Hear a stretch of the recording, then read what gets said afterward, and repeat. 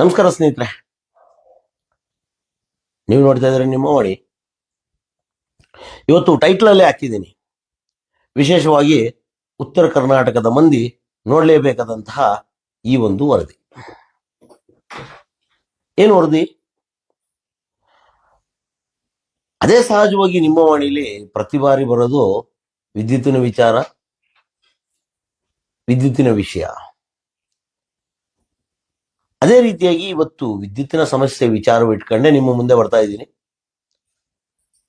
ಯಾಕೆ ವಿಶೇಷವಾಗಿ ಉತ್ತರ ಕರ್ನಾಟಕದ ಮಂದಿ ಅಂತ ಹೇಳಿದೆ ಅಂದ್ರೆ, ನನಗೆ ಕಳೆದ ಒಂದು 3-4 ತಿಂಗಳಿಂದ ನಿರಂತರವಾಗಿ ಒಂದು ಕರೆಗಳು ಬರ್ತಾನೆ ಇತ್ತು. ಯಾವುದು? ವಿಶೇಷವಾಗಿ ಹುಬ್ಳಿ, ಧಾರವಾಡ ಮತ್ತು ಬೆಳಗಾಂ ಭಾಗದ ಅತಿ ಹೆಚ್ಚಿನ ಜನ ನನಗೆ ನಿರಂತರವಾಗಿ ಕರೆ ಮಾಡ್ತಾನೆ ಇದ್ದಾರೆ. ನಮ್ಮ ಉತ್ತರ ಕರ್ನಾಟಕದ ಜನ ಎಷ್ಟು ಮುಗ್ಧರಾಗ್ಬಿಟ್ಟಿದ್ದಾರೆ ಅಂತ ನನ್ನ ಕೈಲಿರುವಂತಹ ಪತ್ರಗಳು ಹೇಳ್ತಾ ಇದೆ. ಇದಕ್ಕೆ ನಾನು ಖಂಡಿತವಾಗ್ಲೂ ನೇರ ಹೊಣೆ ಮಾಡ್ತಾ ಇರೋದು ಸರ್ಕಾರ ಮತ್ತು ಸರ್ಕಾರದ ಸೇವೆ ಮಾಡ್ತಿರುವಂತಹ ಅಧಿಕಾರಿಗಳು. ಇವತ್ತು ಏನಾಗಿದೆ, ಆಧುನೀಕರಣದ ವಿಚಾರವಿಟ್ಕೊಂಡು ಒಂದಿಷ್ಟು ನಗರ ಪ್ರದೇಶಗಳು ಬೆಳೆಯುವಂತಹ ವಿಚಾರದಲ್ಲಿ ನಗರ ಪ್ರದೇಶ ಬೆಳೀತಾ ಇದೆ, ಪ್ರತಿ ಭಾಗದಲ್ಲೂ ಬೆಳೀತಾ ಇದೆ. ಕೇವಲ ಕರ್ನಾಟಕ ಮಾತ್ರ ಅಲ್ಲ, ಇವತ್ತು ಕೇವಲ ಬೆಂಗಳೂರು ಮಾತ್ರ ಬೆಳೆದಿಲ್ಲ, ಪ್ರತಿ ಜಿಲ್ಲೆಯೂ ಬೆಳೆದಿದೆ, ಪ್ರತಿ ತಾಲೂಕು ಬೆಳೆದಿದೆ, ಪ್ರತಿ ಗ್ರಾಮದಲ್ಲೂ ಲೇಔಟ್ಗಳ ಫಾರ್ಮೇಶನ್ ಆಗ್ತಾ ಇದೆ.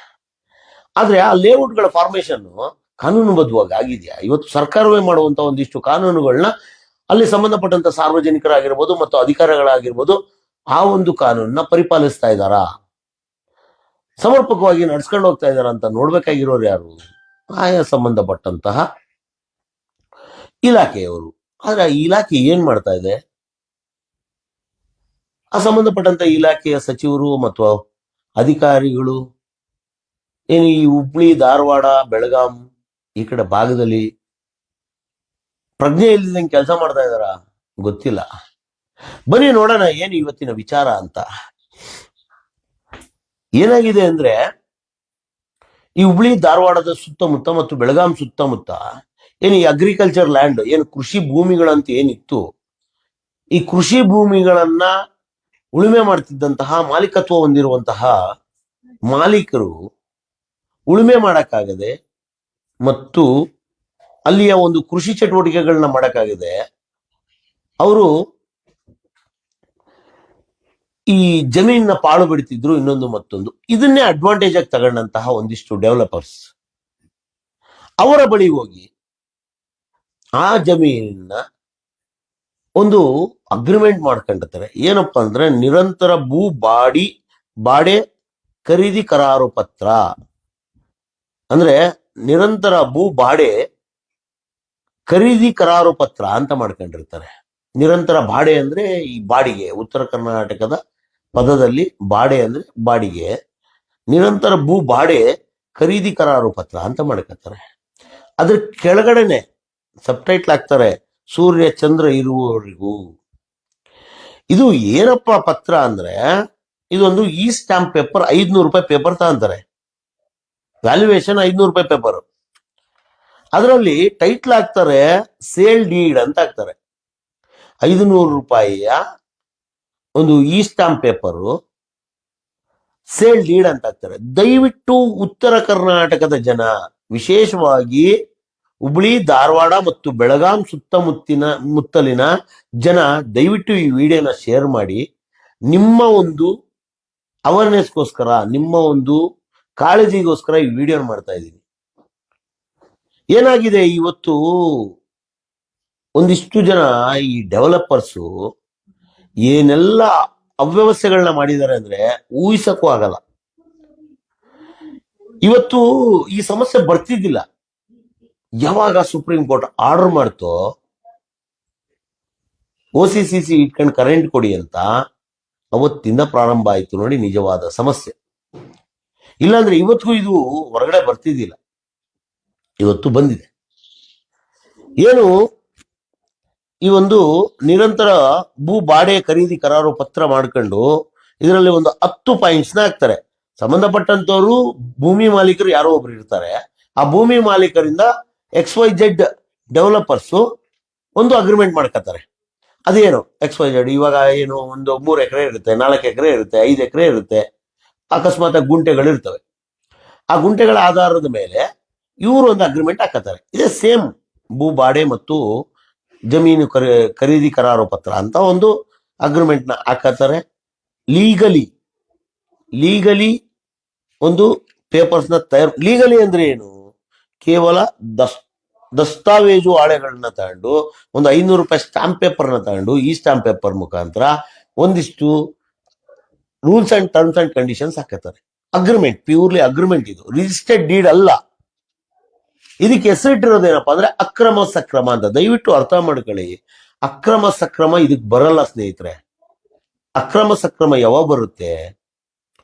ಸರ್ಕಾರಿ ಜಾಗದಲ್ಲಿ ಒಬ್ಬ ಸಾರ್ವಜನಿಕ ತನ್ನ ಒಂದು ಉಳುಮೆ ಆಗಿರ್ಬೋದು ಅಥವಾ ಒಂದು ಮನೆ ಕಟ್ಟುವ ವಿಚಾರವಾಗಿರ್ಬೋದು, ತಾನು ವಾಸಿಸ್ತಿದ್ರೆ 15 ವರ್ಷ ಮೇಲ್ಪಟ್ಟು ತಾನು ಇದ್ರೆ ಅಂತವಕ್ಕೆ ಸರ್ಕಾರ ಪರಿಗಣಿಸಿ ಒಂದಿಷ್ಟು ಏನು ಕಾನೂನುಗಳನ್ನ ತಂದು ಅದನ್ನ ಅಕ್ರಮವಾಗಿರೋದನ್ನ ಸಕ್ರಮ ಮಾಡ್ತಾರೆ.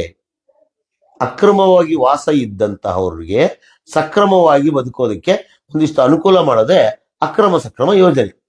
ಆದ್ರೆ ಇದಕ್ಕೆ ಅಕ್ರಮ ಸಕ್ರಮ ಅಂತಿಟ್ಟು ಯಾವುದೋ ಒಬ್ಬ ಜಮೀನಿನ ಮಾಲೀಕನ ಹತ್ರ ಒಬ್ಬ ಬಿಲ್ಡರ್ಸು ಆ ಒಂದು ಸೈಟ್ನ ಆ ಒಂದು ಜಮೀನ ತಗೊಂಡು ಆ ಜಮೀನಲ್ಲಿ ಲೇಔಟ್ ಫಾರ್ಮಿನೇಷನ್ ಮಾಡಲ್ಲ. ಇವರು ಲೇಔಟ್ ತರ ಮಾಡ್ತಾರೆ.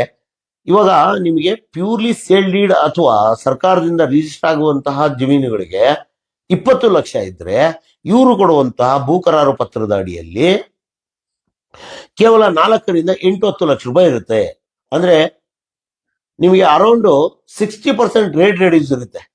ಹಂಗಾಗಿ ಸಾರ್ವಜನಿಕರು, ಆ ಭಾಗದ ಮುಗ್ಧ ಉತ್ತರ ಕರ್ನಾಟಕದ ಜನತೆ, ಅವರು ಸೇವಿಂಗ್ ಮಾಡಿರೋದು, ದುಡಿತಿರೋದು, ಸಾಲ ಸೂಲ ಮಾಡಿರೋದು ಒಂದಿಷ್ಟನ್ನ ತಗೊಂಬಂದು ಈ ಜಮೀನಿನ ಬಿಲ್ಡರ್ಸ್ ಕೈಲಿ ಕೊಡ್ತಾರೆ.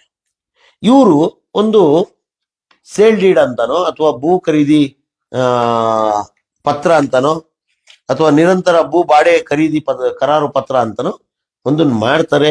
ಅದಕ್ಕೆ ಚಕ್ಬಂದಿನೂ ಕೊಡ್ತಾರೆ, ಎಲ್ಲದನ್ನು ಕೊಡ್ತಾರೆ. ಎಲ್ಲ ಏನು ಒಂದು ಸೇಲ್ ಡೀಡ್ ಅಲ್ಲಿ ಏನೆಲ್ಲ ಇರಬೇಕೋ ಅಷ್ಟನ್ನು ಕೊಡ್ತಾರೆ. ಮತ್ತೆ ಬ್ಯಾಂಕ್ ಮುಖಾಂತರನೇ, ನಿಫ್ಟ್ ಮುಖಾಂತರನೇ, ಬ್ಯಾಂಕ್ ಮುಖಾಂತರನೇ ದುಡ್ಡುಗಳ ಲೇವಿದೇವಿನೂ ಮಾಡ್ತಾರೆ. ಇದನ್ನೆಲ್ಲ ಮಾಡಿ ಇವರು ಸುಮಾರು 10 ಪಾಯಿಂಟ್ಗಳ ಒಂದಿಷ್ಟು ಪಾಯಿಂಟ್ಸ್ನ ಹಾಕೊಡ್ತಾರೆ. ಅದರಲ್ಲಿ ನಾನು ಪುಟ್ಟದಾಗಿ ಹೇಳ್ತಾ ಹೋಗ್ತೀನಿ.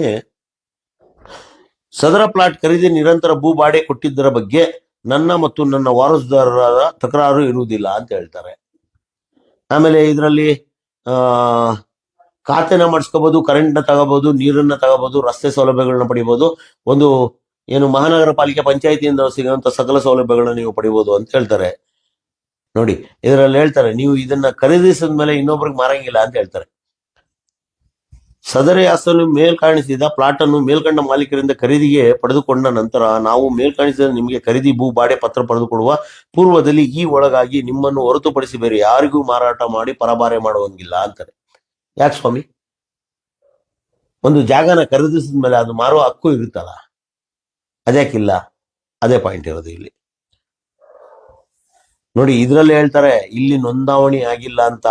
ಕಾಲಾಂತರದಲ್ಲಿ ಸದರಿ ಪ್ಲಾಟ್ ಅನ್ನು ದಸ್ತ ನೋಂದಾವಣಿ ಮಾಡಿಕೊಳ್ಳುವ ಪ್ರಸಂಗ ಬಂದಲ್ಲಿ ನಾವೇ ಸ್ವಂತ ಬಂದು ದಸ್ತ ನೋಂದಾವಣಿಗೆ ಸಹಿ ಮಾಡಿಕೊಡುತ್ತೇವೆ. ಅದರ ದಸ್ತ ನೋಂದಾವಣಿ ಖರ್ಚು ನಿರಂತರ ಭೂ ಬಾಡೆ ಖರೀದಿ ಪಡೆದವರು ನಿಮ್ಮದೇ ಇರುತ್ತದೆ. ದಯವಿಟ್ಟು ಅರ್ಥ ಮಾಡ್ಕೊಳ್ಳಿ. ಉತ್ತರ ಕರ್ನಾಟಕದ, ವಿಶೇಷವಾಗಿ ಧಾರವಾಡ, ಹುಬ್ಬಳ್ಳಿ, ಬೆಳಗಾವಿನ ಜನತೆ ದಯವಿಟ್ಟು ಅರ್ಥ ಮಾಡ್ಕೊಳ್ಳಿ. ನೀವು ಇದು ಯಾರೋ ಒಬ್ಬ ಬಂಡವಾಳಶಾಹಿ ಮಾಡ್ತಿರುವಂತಹ ಕೆಲಸ, ಒಬ್ಬ ಬಿಲ್ಡರ್ ಮಾಡ್ತಿರುವಂತಹ ಕೆಲಸ. ದಯವಿಟ್ಟು ಅರ್ಥ ಮಾಡ್ಕೊಳ್ಳಿ. ಇದು ನಿಮ್ಗೆ ರಿಜಿಸ್ಟರ್ಡ್ ಡೀಡ್ ಅಲ್ಲ. ಯಾಕೆ ಈ ಎಪಿಸೋಡ್ ಮಾಡ್ತಾ ಇದ್ದೀನಿ ಅಂತ ನಾನು ಹೇಳ್ತಾ ಹೋಗ್ತೀನಿ ಮುಂದಕ್ಕೆ.